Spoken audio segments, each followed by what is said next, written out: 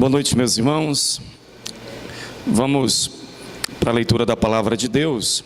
Nós estamos expondo a carta de Paulo aos Filipenses e dando sequência naquilo que começamos na semana passada. Eu convido os irmãos para nós fazermos a leitura, capítulo 1 da carta de Paulo aos Filipenses. Vamos fazer a leitura dos versos 3 ao verso 11. Filipenses, capítulo de número 1, verso 3 ao verso 11.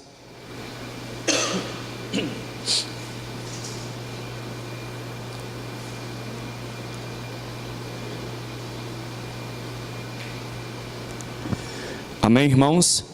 Diz assim a palavra do nosso Deus.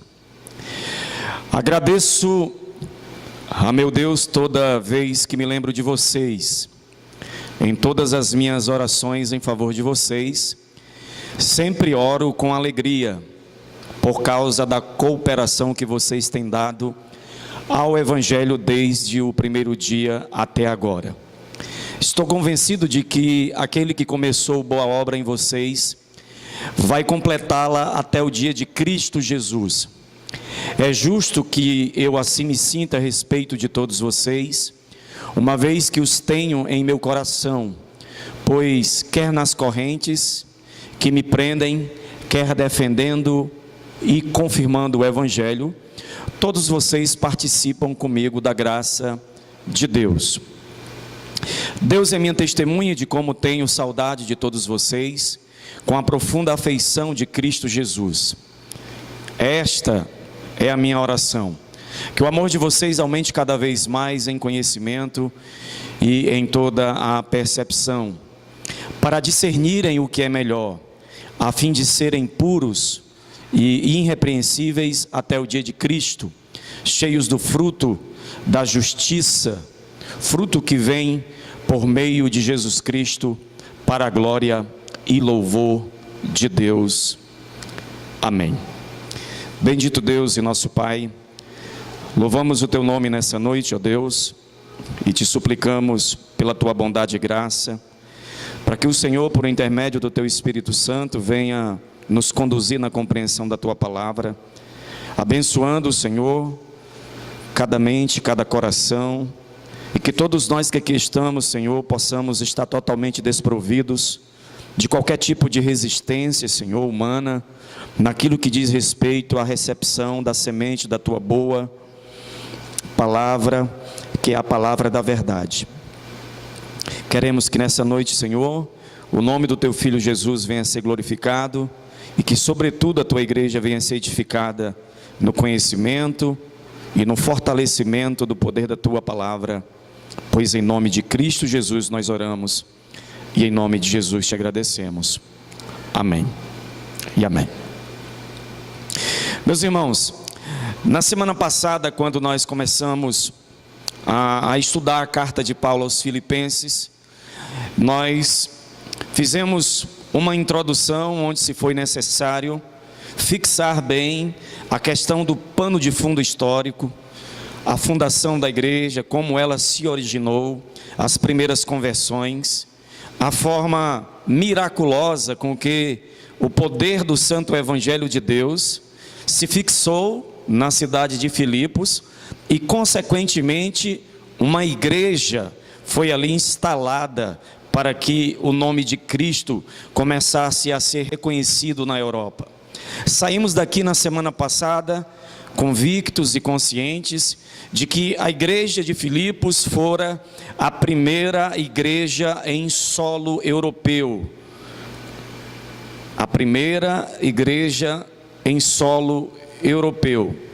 Também nós vimos a forma com que Paulo, ele deixou bem prefixado a sua saudação, palavras e expressões que estavam totalmente carregados de verdades doutrinárias, verdades estas que nos servem ainda hoje como norte teológico, como fundamento de fé, para que a igreja de Cristo saiba que acima de todas as coisas, ela é constituída por santos. Estes santos são amados por Deus. Estes santos e amados por Deus, eles são constituídos por Deus, mas dentro de uma sabedoria e de uma ordem pré-estabelecida pelo próprio Deus. Na saudação, Paulo ele se dirige aos que ali encontravam na cidade de Filipos e vai dizer que dentre os tais existiam os bispos e também os diáconos, ou precisamente os oficiais, preparados e separados por Deus para aquele fim, para aquele ofício. Sabedores de tudo isso que vimos na semana passada, nós vamos dar continuidade, nos aprofundando do verso 3 ao verso 11, naquilo que Paulo quer deixar como verdade de Deus, verdade para fortalecer a comunidade dos santos e, sobretudo, para exaltar mais do que nunca a questão da importância da vida de contentamento e da vida de satisfação, gozo, plena alegria de todos aqueles que amam e que servem a Deus. Depois dessa saudação, Paulo agradece a Deus pela totalidade de suas lembranças. Nós acabamos de ler isso. E ele agradece a Deus também, sobretudo, pelos seus relacionamentos com todos os membros da igreja de Filipos. Todo o seu relacionamento com eles tinha lhe causado somente alegria e nunca pesares. A igreja de Filipos, historicamente falando, foi a única igreja que não causou nenhum tipo de pesar no coração de Paulo, de pesar na alma de Paulo. Essa igreja nunca lhe trouxe problemas à semelhança à igreja de Corinto, à semelhança à igreja de Colossos, à semelhança à igreja da Tessalônica, ou à semelhança à igreja de Éfeso. Essa igreja, muito pelo contrário, Paulo faz questão de deixar registrado que eles sempre colaboraram, participaram, andaram juntamente com o apóstolo Paulo, desde os dias das suas conversões até o presente momento em que ele se encontrava preso, escrevendo-lhe esta carta. E Paulo, ele menciona esse fato para deixar elucidado para nós hoje a importância de, mediante uma vivência em comunidade, mediante nós sermos enxertados ou colocados no corpo de Cristo, na família de Deus, na igreja de Deus, que pelo próprio apóstolo Paulo é chamado e considerado na carta aos Efésios de coluna e firmeza da verdade, nós devemos aprender a importância, o grande valor dos nossos relacionamentos. É inadmissível que um crente, ele participe de uma igreja local, ele seja membro de uma igreja local, e ele não se relacione com os demais membros dessa comunidade ou dessa igreja local. E hoje nós vivemos uma época em que, lamentavelmente, meus irmãos, muitos cristãos, eles têm se isolado, eles não têm se relacionado e não têm procurado esse tipo de vivência, de comunhão. As pessoas hoje, elas desenvolveram um tipo de mentalidade onde parece que o necessário somente é nós termos um tipo de simpatia somente com uma ou duas pessoas num grupo de 100. E isso não é comunhão, isso não é a igreja de Deus. Se isso está acontecendo com você, se isso está acontecendo comigo, há algo muito errado nas nossas vidas. Eu não posso ser uma pessoa que pertence a uma igreja de 100 e tenha apenas o relacionamento com 2 pessoas, comunhão com 2 pessoas. Aí você pode até questionar e dizer o seguinte: mas é impossível eu me relacionar com 100, mas é inadmissível você se relacionar apenas com 2. Nós temos 2 polos, nós temos 2 extremidades, e se necessário, pelo vínculo do amor de Cristo, pelo poder do Evangelho, pelo poder do Espírito Santo, que nós venhamos a buscar essa vida mútua de relacionamentos. Nós não podemos criar na igreja aquilo que é de costume existir nos demais segmentos da sociedade, aquilo que nós chamamos de panelinhas, grupinhos especiais, a elite, o povo da prateleira de cima, ou o povo da prateleira de baixo. Não, meus amados, nós somos chamados para viver na dimensão da comunhão, da partilha, da convivência, do andar junto, do sofrer junto, do se alegrar junto. É disto que o apóstolo Paulo está falando. E observe que a expressão que Paulo utiliza é que ele se lembra de todos. Ele não vai dizer que se lembra apenas de alguns. Ele não vai dizer que se lembra apenas da liderança da igreja. Mas Paulo está dizendo: eu me lembro de todos vós nas minhas orações. E meus amados, um dos principais motivos para a alta consideração de Paulo para com aqueles crentes é que eles tinham sido participantes. Entendam muito bem isso. Paulo deixa registrado que aqueles crentes tinham sido participantes no quê? No Evangelho, com ele desde o início das suas conversões. Ora, o que significa participar do Evangelho? Nós veremos logo mais a seguir. O que é que Paulo estava querendo falar para aqueles irmãos, para aquela igreja, acerca da participação no Evangelho juntamente com ele?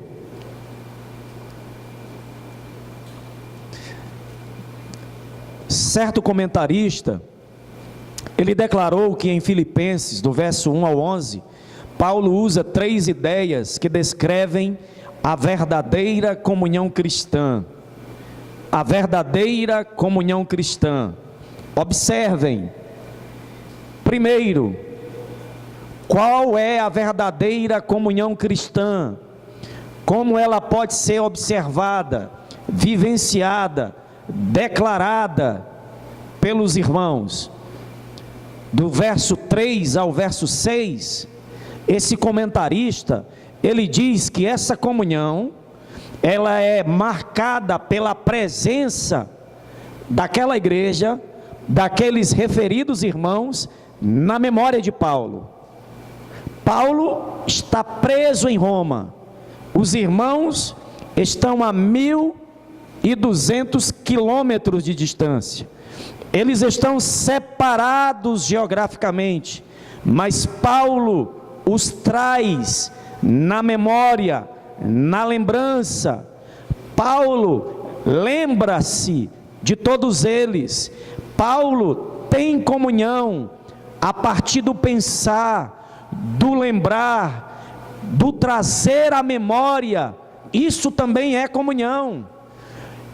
A outra forma da comunhão ser declarada é do verso 7 ao verso 8, que diz que há a presença no coração.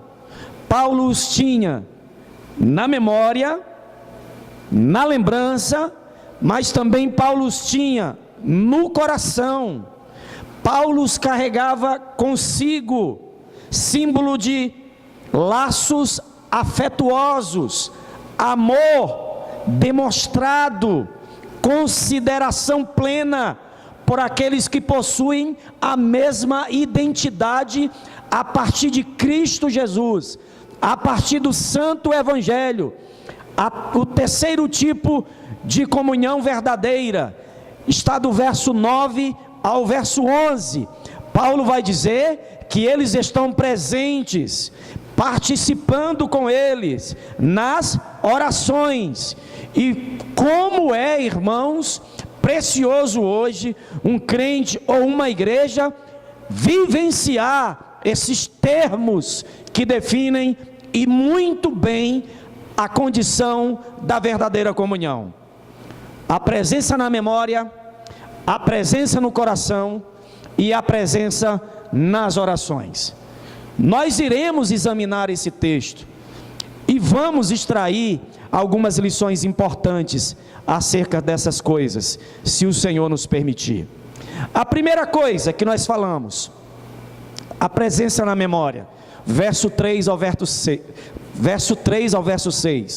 Paulo diz: dou graças ao meu Deus por tudo que recordo de vós, fazendo sempre com alegria súplica por todos vós, em todas as minhas orações, pela vossa cooperação no Evangelho, desde o primeiro dia até agora. Estou plenamente certo de que aquele que começou boa obra em vós há de completá-la até o dia de Cristo Jesus.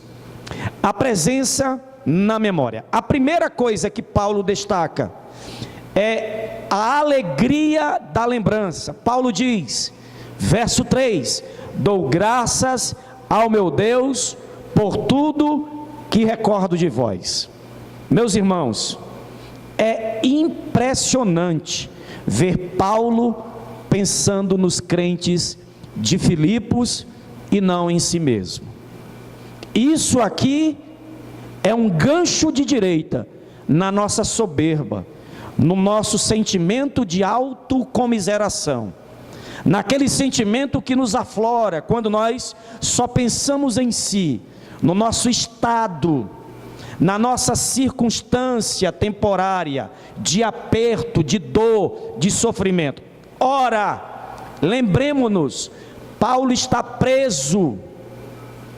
Há uma escolta de pelo menos 4 soldados guardando Paulo. Paulo é tido como um prisioneiro muito perigoso. Ele não é um prisioneiro apenas, ele é um prisioneiro perigoso. E Paulo, ele não está andando naquela cela de um lado para o outro, preocupado quando ele há de sair daquele lugar, ele há de sair daquela situação. A memória de Paulo está cativa no Santo Evangelho de Cristo, e isso prova-nos, uma vez mais, que quando o nosso coração e a nossa mente torna-se cativa do Santo Evangelho de Cristo, nós não deixamos de parar de pensar, de lembrar e de nos recordar da amada igreja de Deus, dos demais irmãos. Paulo nos ensina que é possível sim esquecer-se das suas dores, tormentas e tribulações pessoais e focar-se na vida dos irmãos, na vida da igreja de Deus, lembrar-se daqueles que cooperaram, que trabalharam, que militaram juntamente com ele na propagação do Evangelho de nosso Senhor e Salvador Jesus Cristo. Paulo abdica-se de todo e qualquer sentimento para consigo mesmo. O coração de Paulo está rasgado pelo poder do Evangelho, rasgado pelo poder do Espírito Santo, e o que de Paulo brota, o que de Paulo jorra é amor pela igreja de Cristo. O que nós precisamos hoje, você que está me ouvindo, eu que falo convosco nessa noite, nós precisamos deste amor, desse sentimento, desses laços fraternos, desses sentimentos afetuosos, de lembrar com alegria dos irmãos, não com tristeza, com pesar na alma, mas com gozo, com satisfação, com contentamento, queridos. Paulo sabia quão preciosa era uma alma para Deus. Sabe por que nós não nos lembramos dos irmãos com alegria? Sabe por que você não lembra de mim com alegria? Desse irmão que está do seu lado? Sabe por que eu também não lembro de você com alegria? Porque nós somos, na maioria das vezes, egoístas e nos enclausuramos em uma cela construída por nós mesmos para vivermos presos no nosso egocentrismo, nos nossos sentimentos e pensamentos pecaminosos, que são totalmente abomináveis diante de Deus. Você não sabe o valor da sua alma, por isso você despreza o valor da alma que está sentado ao seu lado nessa noite, ou talvez daquele que não veio nesta noite, ou talvez daquele que está impossibilitado de vir esta noite. Paulo sabia o valor de uma alma. A cara do Lopes isso, quando o Lopes cantava, né, Lopes? Paulo, ele não prioriza as suas necessidades. Paulo começa sua carta expressando sua gratidão pelos filipenses. Paulo começa a carta expressando a sua gratidão pela cooperação, pelo trabalho, pelo serviço, pelo auxílio, por tudo quanto aqueles referidos irmãos foram como instrumentos de Deus para abençoar a vida do apóstolo Paulo. Meus irmãos, Paulo certamente se alegrou quando lembrou da igreja de Filipos, e isso a gente lê no capítulo 4, do verso 15 ao verso 16, ele se lembra que a igreja de Filipos, entenda bem isso, e aqui vai mexer com o nego nessa noite. Paulo se lembra que a igreja de Filipos foi a única igreja que o ajudou financeiramente. Vou repetir. Paulo, ele lembra que a igreja de Filipos foi a única igreja que o ajudou financeiramente, e que demonstrou profunda generosidade ao contribuir com os crentes necessitados de Jerusalém. 2 Coríntios, capítulo 8, verso 1 ao verso 5. Agora, imaginemos, tentemos conceber nessa noite, como os filipenses ficaram deveras alegres ao receberem esta carta. Uma carta escrita por alguém que estava preso em Roma, repito, a aproximadamente 1.200 quilômetros de distância. Uma carta escrita por alguém que eles não viam há 10 anos. Nem mesmo o tempo foi capaz de diminuir o amor que Paulo tinha por aqueles irmãos e por aquela igreja. Pelo contrário, todas as vezes que Paulo orava, ele agradecia a Deus pela vida deles. Ah, meus irmãos, quem dera, agora vou usar uma linguagem metafórica, né? Quem dera que os jardins celestes estivessem recheados da oração dos santos de uns pelos outros. Quem dera, irmãos, os jardins celestes estivessem repletos das nossas intercessões, nós orando uns pelos outros, por outras igrejas, por outras comunidades, por irmãos que estão em situações totalmente opostas à nossa. Quem dera, meus irmãos.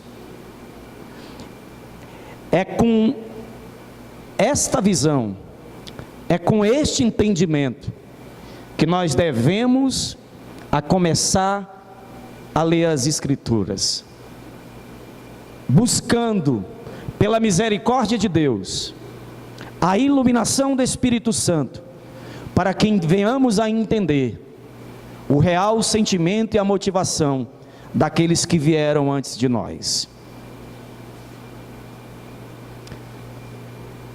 Segundo Paulo, vai falar sobre a alegria da oração. Paulo diz no verso 4: fazendo sempre com alegria, súplica por todos vós em todas as minhas orações. Olha que coisa bonita. Paulo não somente pensava nos irmãos, Paulo também orava pelos irmãos. Embora Paulo não pudesse visitá-los,